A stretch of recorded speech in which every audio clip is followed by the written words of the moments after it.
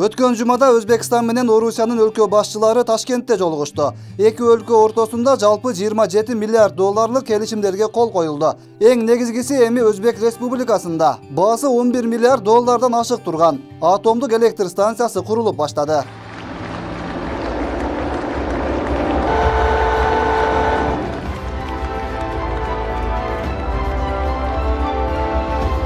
Өзбекстандагы атомдук электр станциясы 2028 жылга чейин курулуп бүтмөкчү. Бул жолугушуудан кийин Владимир Путин менен Шавкат Мирзиёев, Казакстандын президенти Нурсултан Назарбаев менен бейрасмий жолугушуу өткөрүштү. И все очень будет хорошо.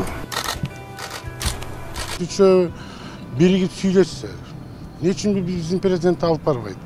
Эмне үчүн биздин президент менен сүйлөшпөйт? Өзбекстан менен дагы келишим түзүп атат. Казакстан менен дагы келишим, секретарьдын дагы бир келишимдери бар. А бизде ушунча кез турат. Биз өзүбүздүн кездин немесине деле бир Путин камбар ата экини курабыз деп дагы деле токтоп турат. Ушул жагы таң калтыртып атат да. Ушу мен ойлойм биздин жетекчилик жакшылап иштесе президентибиз. Ушу барып жакшы сүйлөшө албай келип атат деп мен. Бул максат сүрөткө түшүш эмес, максат ошо Путиндин тилин таап сүйлөшүш керек. Бул биздики чото четке түртүп коюп атат Казакстан, Россиянын президенти. А тиги Өзбекстан президентин кече шайланган президент. Ал кандай барып эле тил табышып келди.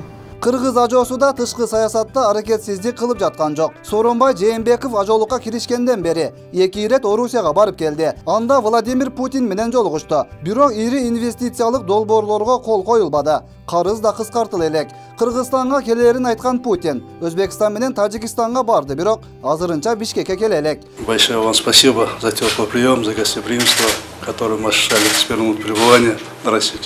Спасибо большое. Президент Жээнбеков Америка Кошмо Штаттарына да барып келди. Андагы сапардан өлкө үчүн кандай пайдалуу долбоор тартылганы белгисиз. Өлкө башчысы Кытай Эл Республикасына да барды. Кыргыз ажоосуна Кытай тарап мурда сүйлөшүлгөн. 87 миллион доллар грантты бермей болгон. Бирок ушул күнгө чейин ал акча бериле элек. Ал эми Жээнбеков сунуш кылган Кыргызстанга электромобил заводун куруу демилгесине Кытай бийлиги макул болгону менен иш жүзүндө. Ал завод Өзбекстандын Фергана жергесинде курулмай болду. Заводко 200 миллион доллар инвестиция тартылып, 150 киши жумуш менен камсыз болот. Анан Шавкат Миромонович менен биз биринчи таанышканда Самаркандта таанышканбыз. Коңшу өлкөлөр менен жетишилген келишимдер болсо, иш жүзүндө өзүн актабай жатканы айтылып турду. Мисалы Өзбекстанга сатылат делген айыл чарба продукциялары ал жака киргизилген жок. Казакстан менен болгон мамиле жакшырып, чек арадагы блокада алынды. Ал эми Тажик-Кыргыз чек арасында болсо, талаш тартыш жараткан жагдайлар орун алып турат.